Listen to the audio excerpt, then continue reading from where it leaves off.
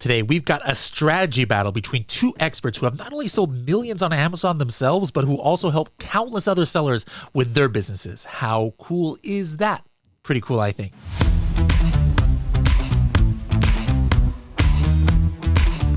Hello, everybody, and welcome to another episode of the Serious Sellers Podcast by Helium 10. I'm your host, Bradley Sutton, and this is the show that's a completely BS-free, unscripted, and unrehearsed organic conversation about serious strategies for serious sellers of any level in the e-commerce world. We've got a couple serious sellers here on the podcast, the M&M crew, M&M, Mina, and Michael. How's it going, guys? First of all, have you guys ever met? I mean, I know I've met each of you in person myself, but have you two ever met in conferences or meetups or anything like that? I don't believe so. It's going to be embarrassing when he's like, yeah, I've known Mike for years, and it's good to see you again. Like, Mike, it's good to see you again, man. That's how it is with me. Like, I'm like, oh, what? I've met you before? Like, It's happened. But yeah, I've definitely met you, Bradley. We used to spend some time together down when I was living in San Diego, but since I left, I haven't been back to California, and I haven't seen you. Oh, where do you live now? We're in Las Vegas now, so it's going to be an easy trip for me to your guys' conference. Awesome. Very now, nice. I was actually, delaying the opening of this because I was trying to find a hat. I was going to debut a hat on this episode. Now, Mina, can you think of what logo I thought of when I found this shirt? Oh, Atomic? Yeah, it looks like it would be an Atomic logo, but this is actually a minor league baseball team from Albuquerque called the Isotopes. But as soon as I saw it, I was like, this is an Atomic logo. Like, it looks like on. They stole your idea. Right?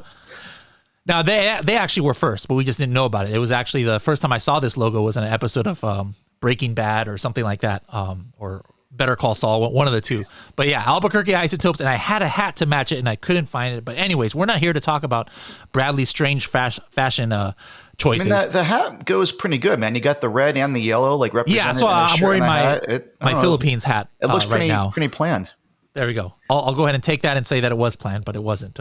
Anyways, I have both of you guys on here. First of all, just because I want to get some updates on some of you guys' top strategies, but also maybe a little preview of what you guys are going to be talking about at Sell and Scale Summit.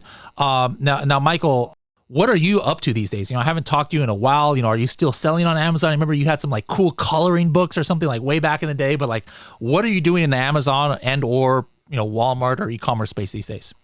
Yeah, we're still selling. We sold the coloring book site in 2019. It was called Color It. And since then, we've spun up a couple other brands and have some of the other brands that we had before.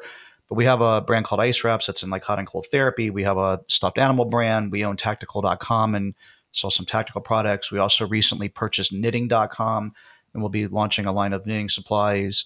And we have a home hardware business that we purchased in, January of 2021. I've been running that for the last few years. So we're doing about $8 million a year in sales between those businesses right now. Now, it sounds interesting because, or something interesting, I should say, kind of piqued my interest there. Do you purposely look for domains that might be for sale and then decide to build a business around it that's based on Amazon, or did I understand a little wrong there? Is it just coincidence that you just bought these companies? Definitely not coincidence. One of the things that I realized back, I started selling on Amazon in 2015. And so I've seen kind of this evolution of, in the beginning, it seemed so effortless and easy. You could put anything up. There was very little competition and we had great success. And as competition got stronger and stronger, and Amazon had their first big policy shift of, you used to be able to leave a review and have someone say like, this isn't, I got this product for free in exchange for an honest review. Yeah. I was selling way back then. And so I started thinking about how can I re-engineer the way that I'm doing things in a white hat way. And I had to lose sleep all the time, like by doing these types of tactics. And so the thing that we came up with was having a content site, building a community, and then directing people to Amazon from those resources.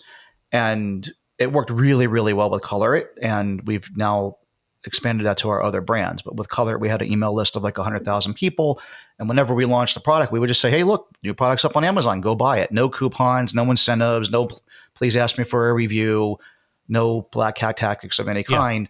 And so that's kind of the whole theory behind the other sites as well.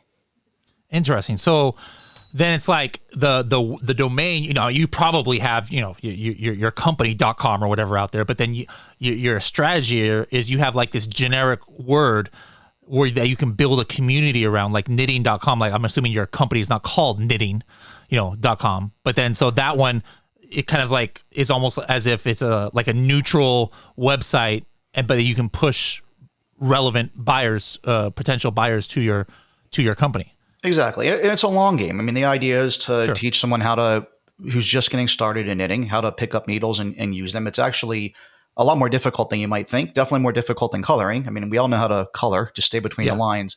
Knitting, takes some training and understanding. And we've just launched this site. And so, this is a couple year game of working on building content that ranks organically on Google, building our email list along the way, offering patterns for free and paid that get people really talking, probably having some sort of community forum or something at some point where people are discussing things about their craft.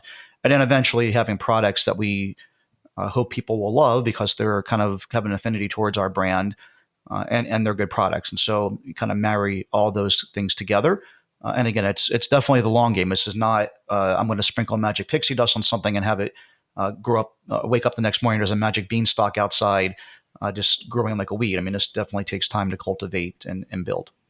Bradley, the company that owns Men's Health recently did something very, very similar. So Men's Health brings like 1 million visitors a month in, and they launched a supplement brand, and they're leveraging Men's Health to drive all of that traffic.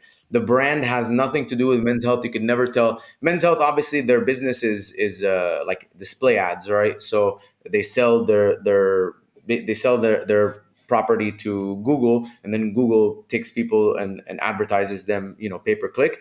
And so they now have like the most premium position to drive traffic to their products, and they do a lot of like blog articles and drops and stuff like that, like specifically for those supplement brands. So I was surprised that this was one of like the first supplement brands they launched, but they get 1 million visitors. Because like that on a large, what Mike is doing is like a small scale of what they're doing, but it definitely works 100%.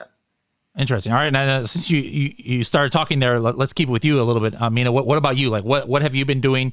Obviously we usually just talk about strategies, but you got into this game because you were selling you had your own company and supplements. Like, how's that going? Are you still selling that same, brand of supplements? Have you expanded to other markets, or what's going on there? Yeah. So MMA Nutrition's still there, still alive. The profits every month cover all of my expenses and more.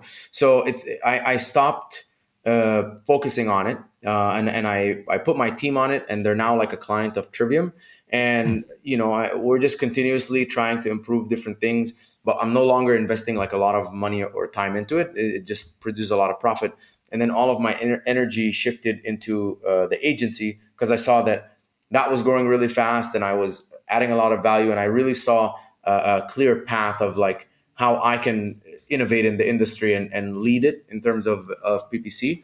And so I've been putting all of my energy there.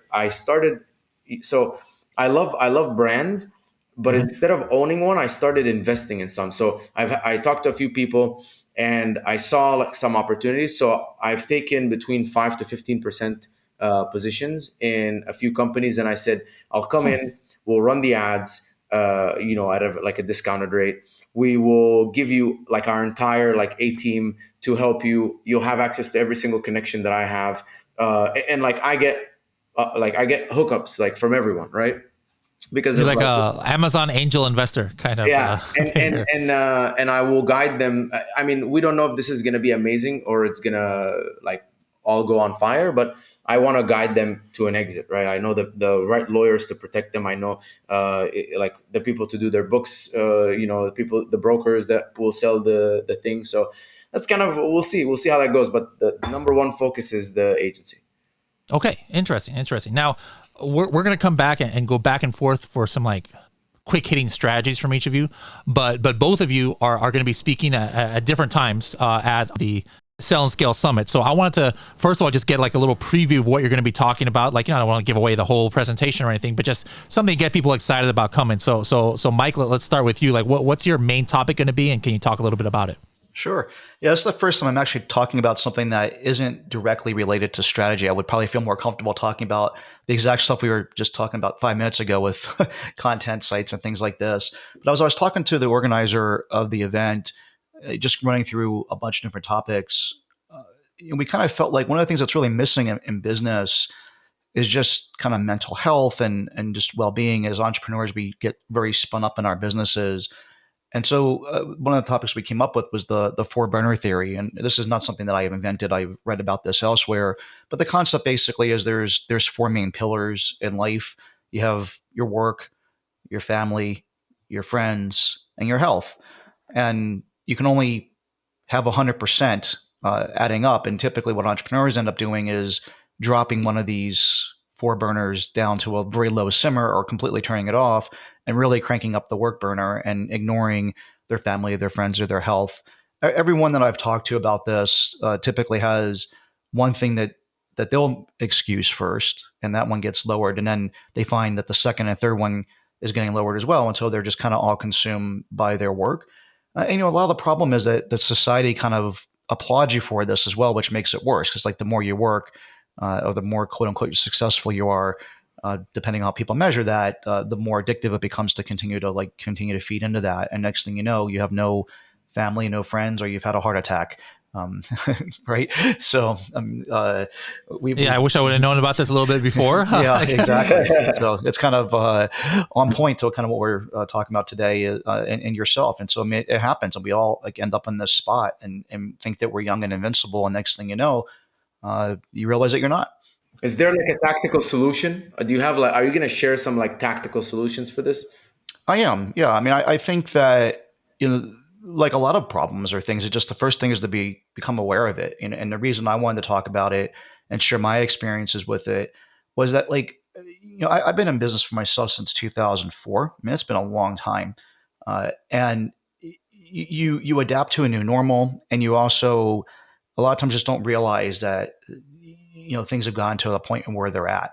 You just become oblivious to it. And when Steve Chu actually is the one that introduced me to this, when he first mentioned it, it was like one of these things that hit me like a ton of bricks, where I just really realized how much I always was defaulting back to what I knew or what I thought was best, which was to crank that work burner up. And next thing you know, not spend time with my family, or I've gained 40 pounds because I'm not working out anymore. Or my friends are like, dude, it was nice knowing you all those years ago, but you don't hang out with us anymore. And again, just kind of hearing that was the thing that just immediately made me think about it. And then I started to work on it. Interesting. Okay. Well, what about you, Mina? What are you talking about at Sell and Scale? So my topic is Q&A. So I'm actually answering questions, but we're doing it in a very, very efficient way. So I'm going to have Vince with me. I'm going to have Cassandra with me, and I'm going to have two people from my team. So we're going to see how many answers I can answer, how many questions I can answer in that span of time by having literally zero downtime. And then I'm lining up a lot of resources. So when people come in and ask questions, if I have a resource for it, is immediately going to go up on the screen. And I mean, Vince is going to also preload a lot of questions. So it's basically going to be a very intense consultation call. I hope it's recorded, because I'm going to answer a shitload of questions, and then we can chop it up and put them in a glossary or something like that. But yeah, that's kind of my topic is Q&A. And I actually was very excited about it, because most times I stand there and I just did, you were there at Travis's, the Passion Product Live. But a lot of times you just lecture. And this one, you actually give the people exactly what they want. So I'm very excited for that. I think it was a great move on Helium 10's part. Awesome. Yeah. We're trying to do different things. That's not just the typical, the typical experience. So one thing we're doing is we have multiple people, even from competitors, on the stage at the same time, who are talking about the same thing, like two different listing optimization people, and then it's hey, now you kind of we all want to hope that all the influencers out there never BS, right? But, there's always, I think, in the back of the mind, sometimes somebody's sitting at a conference oh, how do I know everything this guy's or gal is saying is true? Nobody's there to check them, right? But now you have a competitor up there. And it's I'm there.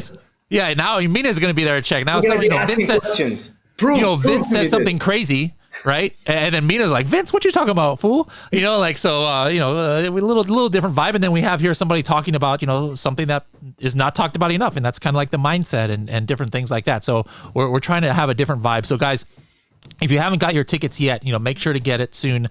h10.me/S3, h10.me/S3. You can use my discount coupon S3BS100. BS as in Bradley Sutton, not the other BS. So S3BS100, guys. Here, if you guys see, I even have a hat for that. There's a S3BS right here. So I have a hat for everything. Anyways, let's go back and forth now. Wait, hold on. The most important thing, since both of you guys will be there on the 19th or the 20th. On the 20th, I expect both of you to be in my Zumba fitness dance class that we're doing in the morning. No excuse. That was like in the fine print of the contract with our speakers. You must be on stage with Bradley during the Zumba class. You guys down? I'm in. How do I get sucked into this? I'm in. Mike doesn't seem as enthusiastic as me on this one, but hey, it was in the contract. I'm sorry if you didn't see it. If I signed it, I signed it. What am I going to do? All right, let's go back and forth. Usually on this show, we have something called the 30-second tip, TST, but instead of just leaving it to 30 seconds, let's have 30 seconds, let's have 2 minutes, let's have 1 minute tips and tricks, go back and forth. What's working right now that you guys think is, somewhat unique. Not like, hey guys, keep your ACOS down. I'm hoping you guys can give me some better strategy than that. But let's start with Mike. What's your first tip you want to share with us? I'm going to throw out something stupid that I ignored for way too long that I really wish that I pushed, which was raising our prices. I for years and years and years, you think about like how price driven Amazon as a marketplace, and you see competitors continue to come in and they always undersell you, and your gut is to either lower your price to kind of start matching them or certainly never raise your prices. And in this environment of where shipping costs went crazy and then other inflationary costs, COGS going up and Amazon fees going up, et cetera, it got to a point where we really had no other choice. And so with my back up against the wall is when we first started doing this. But we've become very methodical about it. And in some cases, we've been able to raise our prices as much as 50% and had no drop off in sales. And in some cases, they've actually gone up, which is still kind of blowing my mind. But it's not here to plug Helium 10, but it's actually the tool that I use to really start looking at things. Feel free to plug Helium 10 as much as you like. Plug the Helium 10. That's all right. But the profit dashboard is seriously just freaking awesome. And the tendency as a CEO with a number of businesses that we have is to look at a P&L of your overall business health and not necessarily get too far into the weeds, looking at things on a SKU level. Again, as you kind of get bigger and bigger, you can't look at all the same data points that you did when you were first getting started. And I started to find myself in that spot. And so we've actually hired a personnel full time that's helping with this, that stays on top of this stuff that I review every week. And we've really been able to increase our margins. And the biggest basis of it has been simply just raising our prices. And we do it incrementally. And so every week we're looking at the BSR of the product as a baseline. And then we raise our price and we look at what the BSR is the following week. We are looking at the BSR and not the number of units sold because there's so much variance on Amazon. And you don't want just because you sold more units or sold less units to necessarily be the thing that's your trigger. So we look at the BSR. So we're relative to all of our competitors in that sub niche. We go as deep as we can.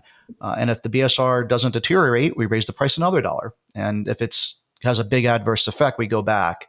But what we found is that very few products actually have had a massive adverse effect. And we've been able to continue to push the envelope, raising our pricing way more than I ever thought we would when we started this project last October. It's getting close to a year now. But we continue to push the envelope. And again, I know this is one of these simple things that people, you're always looking at how, like you say, how can I reduce my ACOS or what's the next product to sell? But looking at your current products and how you can squeeze more lemon out of that lemon or more juice out of that lemon, I think is the better way to go. All right, awesome. Let's go to Mina. Where's your first strategy of the day? So I know that Prime Day just ended recently, and they announced, I think, like 2 more. Black Friday, Cyber Monday is coming up.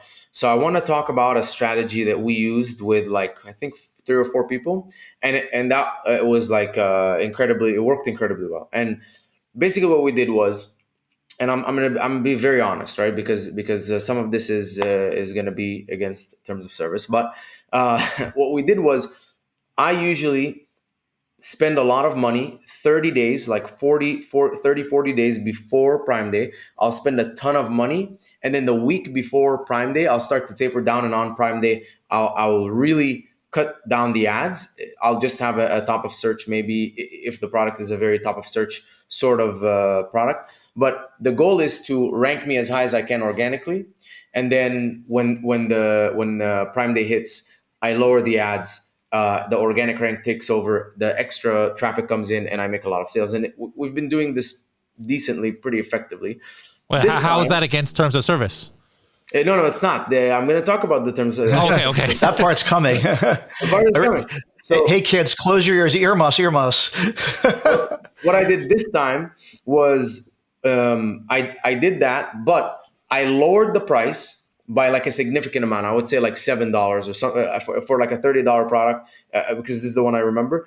We lowered it by $7. It was like $29. Or actually $10. It was $29. We made it $19.99.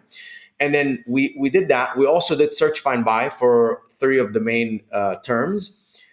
Shame on you. We ranked really high, and then Prime Day hit, and we 10x'd our average daily sales for 2 days. Like leading up to it, I think our sales were kind of like double. Like the week before, our sales doubled, but those 2 days, our sales were 10x. So they were like 33,000 and like 31,000, like 2 days back to back. And so I'm gonna continue to do this strategy for the other Prime Days and Black Friday, Cyber Monday. But that's been a really cool strategy. And the $19.99 price on the day of Prime Day, we brought it back up. So all of the sales, that 31K, came from at the higher price point, not at the lower price point. The lower price point was just so we can really maximize the search, find, buy and what we were doing leading up to Prime Day. So that's kind of the strategy that we did. It worked really well for multiple people. All right, so what I want everybody to do is every single bit of that except the search, find, buy thing. But there's other ways, guys. We now have other ways to, not as easy as search, find, buy. I mean, I think all of us love search, find, buy, when it was okay, because that's the easiest thing to do. But there's other ways, that we can do it, through Google Ads or running targeted traffic and special discounts in PPC, etc. Anyways, Mike, I remember a while back, was it your team who came up with like a special URL to use to like look at what people have in the back end of their listing or something like that? Was that you guys who came with that? Does that sound at all familiar? Or it does sound familiar. That was definitely not me. We found that through MDS, through the $1 Million Sellers group. Highly recommend that group. But someone, I have no idea actually who it was, posted that in there, and there is a URL that you can go to that you replace the ASIN with whoever's ASIN. You can see all their back end keywords. Okay, now here's my question to you based on that. I'm kind of on the fence as if that can really help, somebody. Like, for example, my philosophy is that, hey, I don't care if something's in somebody's bullet points, description, or back end. What matters to me is what are the keywords that are generating their sales. Like where are they ranking high for, and what are the keywords that buyers are using.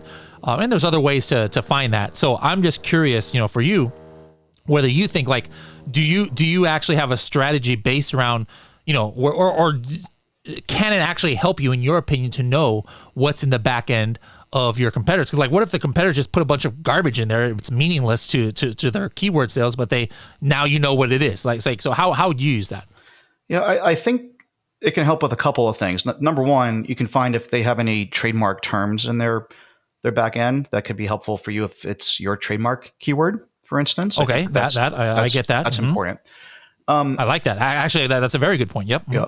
I think that for the most part, though, in terms of a ranking strategy and other things, it's pretty useless. I think when we first discovered this has been around now for a while. It was back when we were still putting actual keywords in our keyword field. At this point, no one's really doing that any longer, because you're putting your keywords in your title, your bullet points, or your description, and Amazon has basically come out and said that there's no need to repeat keywords anywhere. And so let's just say you're selling round ice packs, for instance. There's no need to put that in the back end keywords any longer, because you have that in your title. That's your main keyword. And so what ends up being in in the keywords field is a bunch of just random, if people are doing it correctly, or is a bunch of just random words that are so far down, like they're like your D-list keywords that I don't really find to be helpful. I find it much more helpful to do something like Data Dive, which uses the Helium 10 interface, and use that. That's been a game changer for us, way more than ever knowing the back-end keywords. All right, excellent. Go ahead with another strategy, though. That was kind of just like my question to you, but I want to get another Mike strategy right now. Sure. The theme for us this year has really been increasing profitability, and so the other big strategy is to really just focus on Amazon Global Logistics, or at least look at it if you're importing from China. It's interesting because my partner Dave, that I do our podcast with, have been talking about AGL for a couple of years, and it's something we found out about originally when we were over in China at another conference years ago. And I just really had never put a lot of weight into it because we use a 3PL and just kind of like the ability to have stuff here stateside. But with shipping costs going from like $4K a container to like $25K at its peak, using Amazon Global Logistics has saved us a ton of money. First of all, they're just cheaper. Their rates are cheaper than our freight forwarder. You skip a 3PL. And so our 3PL is charging us a fee to unload the container, palletize it, store part of it, and then ship some of that in. And then when we need to get the rest of it out of storage, they charge us again to like pull the container or the pallets and label everything. Amazon Global Logistics gets things in directly. The only real downside is that it's not very transparent. So it's hard to know exactly where your container is and when the hell it's going to arrive. And it seems to take a little bit longer than what we were doing, but the savings is insane. I mean, we're saving $5,000 to $10,000 per container, which really adds up by the end of the year. And again, our focus has been on profitability, and this has been a major factor for us. And I'll just add one other quick thing onto this because it's in line with it. We've been able to utilize our manufacturers for the most part as a 3PL. We've had relationships with these guys for years, and we're still spending the same amount of money. And the thought is, hey, Mr. Manufacturer, would you be willing to hold on to part of our order for us and just leave it there in China, already manufactured, so we can string together AGL shipments in a more efficient way and then skip our 3PL? And they've all been willing to do that. And so this strategy combined is saving us well in the six figures a year in just pure net profit, not more sales, just like pure bottom line. We have more money to go on vacation with next year.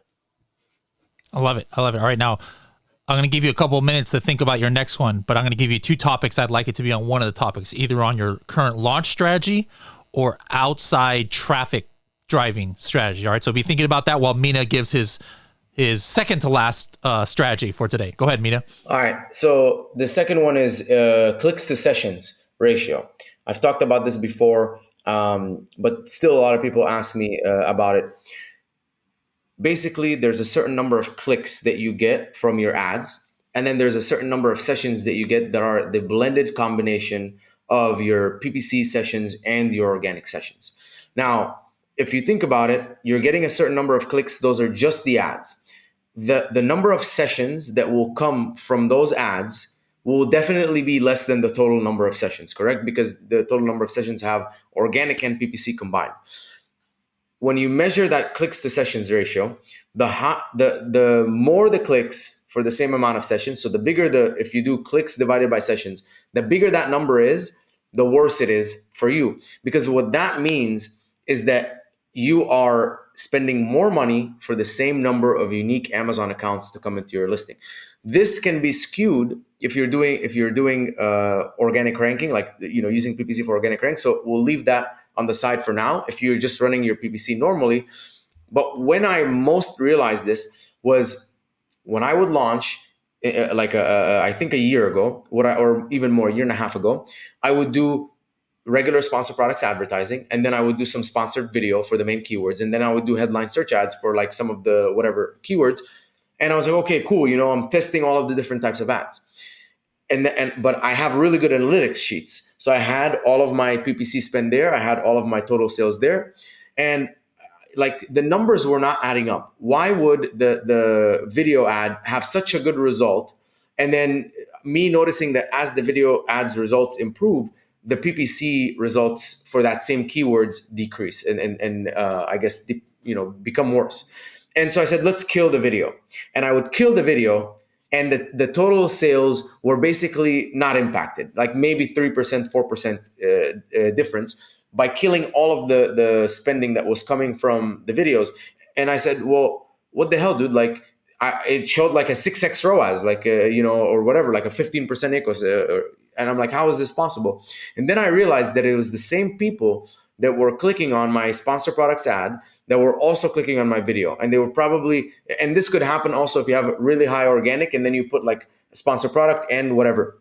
So I started measuring click to session ratio, and I now benchmark it, and I understand if I start seeing my clicks to session ratio creep up, I am, like cannibalizing, right? I'm basically serving ads to the same people without driving any additional traffic. So I'm serving additional ads. Like if you're in a room and then you have like one advertisement come in for like a water company, and then you have 6 other advertisements for that same water company, you're only going to advertise to the same, let's say 30 people in that room, right? You're not going to get any new people to buy your product because it's just the same group of people. So click to session ratio is something that I think everyone should be tracking.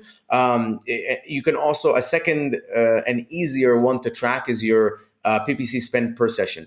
Again, these are benchmark numbers. So there's no one ever asked me, please, what's a good ratio? It does not exist. It's like, well, what's a good weight? It doesn't make any sense. So just benchmark it.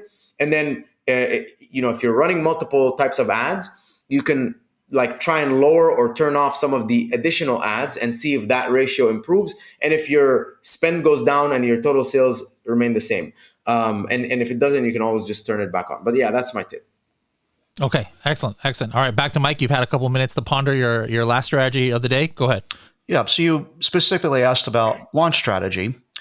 And I mentioned this a little bit earlier, but I'll get into a little bit more detail. And so our current strategy is, again, to create content sites that rank for organic traffic. And a part of that content is very top of funnel, where like let's just use like fishing rods as an example.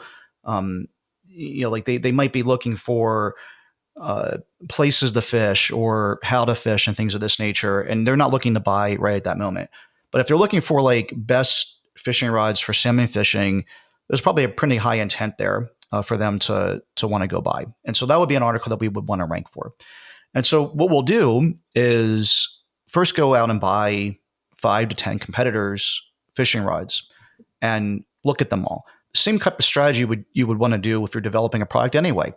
You look at what's good about them, look what's bad about them, how they package things, go through their reviews on Amazon. Again, same things you would do when you're developing a product. But then we put together a really good article about this. When you typically look at Amazon affiliates that are doing this, it's kind of trash content. They're taking the stock image off of Amazon, swiping the photo off of there, and putting together a pretty thin piece of crap content that it still kind of ranks. But like, we are literally buying the products, actually testing them, making video, taking our own pictures, putting together a really great article about this. And once it is ranking and we see sales coming through our affiliate links, then we'll go develop the product. We develop the product. We take all the things that we learned during the first stage that I just mentioned, develop a better product, and then rank our product number one instead of the competitor's product number one, and start selling our product. And what ends up happening is, because we're getting all this organic white hat traffic coming from an outside traffic source to Amazon, Amazon loves outside traffic. I think we all kind of know that. But in this case, it's consistent, and yes, I've paid for it because it does cost money to develop this content, and it's a long game strategy. But once it is working, the organic traffic that goes off to that, I can kind of come out of left field and do very well in the salmon fishing rod category, where otherwise I might have had to do search find buys or do other types of things, where now we don't have to do that. And so that's the strategy that we've been using now for quite a while. That's working very well for us. All right, cool, excellent. I like it. Now, I didn't give you those parameters, but if you happen to have something on launch, that would be great. If not, It could be about PPC because that's your jam. So either way, you What was have the more two categories? leeway. Oh, you said launch or Or sending outside traffic. Yeah. Yeah, well, I just want to add to what Mike said. I've been testing using high domain authorities. I don't know if you mentioned that, Mike, but basically, if you go into Ahrefs, you can figure out like the domain authority of different sites. Like 90 plus is like the Amazon.com and YouTube and Google of the world. So we've been seeing that backlinking to your listing using high domain authority websites has been really improving organic rank. We've also seen that the same thing happens with like Instagram influencers and TikTok influencers. I don't understand really why, but our organic ranking has been going up across like a bunch of keywords just by and it's usually when it's coming from like these very very like high domain authority sites like so you can Tim Jordan shared that you can use YouTube which is the amzn.to space whatever your keyword is. You'll find a bunch of Amazon influencers already familiar with Amazon. You can hit them up so they can create content for you and then direct it to the page. That's been working. Instagram and TikTok. If you guys want like a platform for that, I know Ian Sells created one, but there's one that's I think is superior. It's just way more expensive, and it's called Insense. INSENSE Pro. And this is like an Upwork specifically for content creators and influencers, and you can go in there. You have multiple options. They can create content for you. They can do a post for you, or you can white label.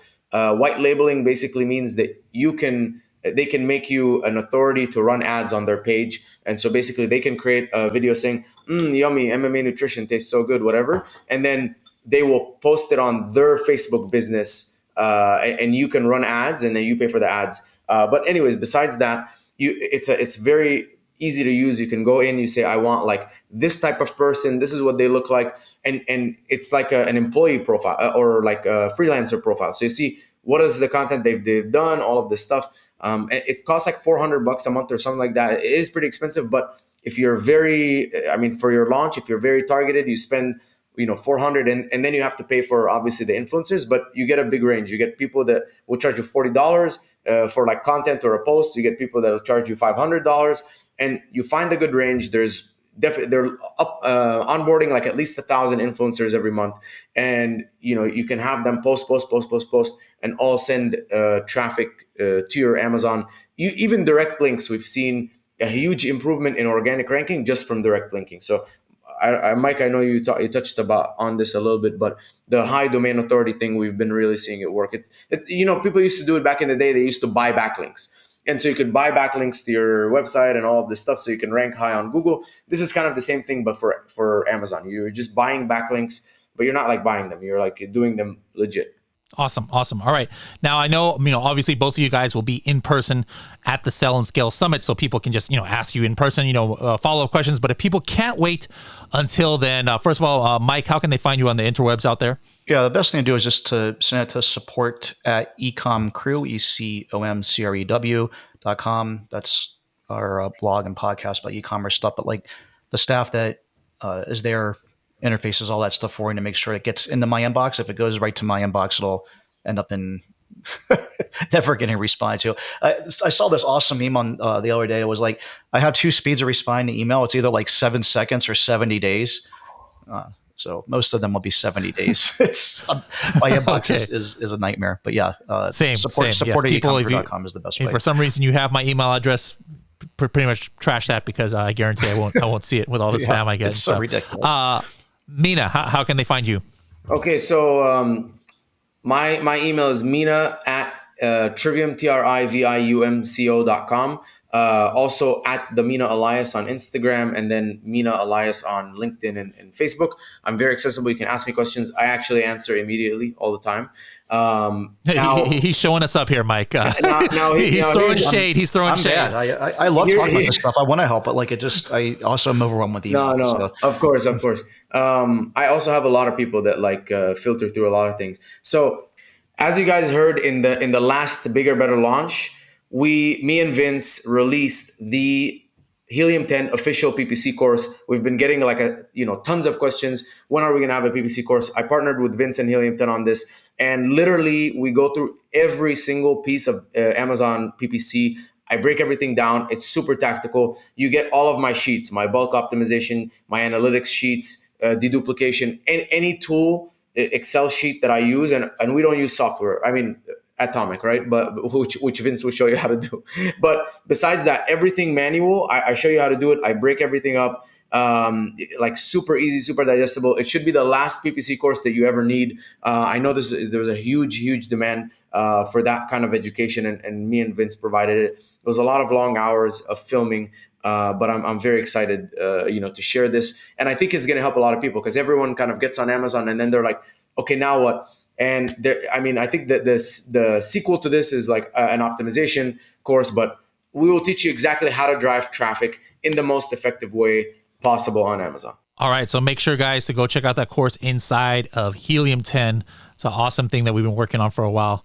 All right, guys, I will be seeing you before you go on stage at Sell and Scale. We'll be seeing you on the Zumba stage, since that's the first morning of it. So, Mike, pack your Richard Simmons shorts, and we'll see you on stage there. And Mina, he might show you, because he excels at anything fitness related. I'm not sure you're prepared for. He'll be inspired. I'm not sure you're prepared for how white my legs are, dude. Well, hey, it's Vegas, so hopefully you'll get a tan right away. I live in Vegas. I avoid the sun at all costs. So. That's right. You live there, so you should be. Yeah, we're here in August. You don't want to spend too much time outside over there. All right, guys, we'll be seeing you soon.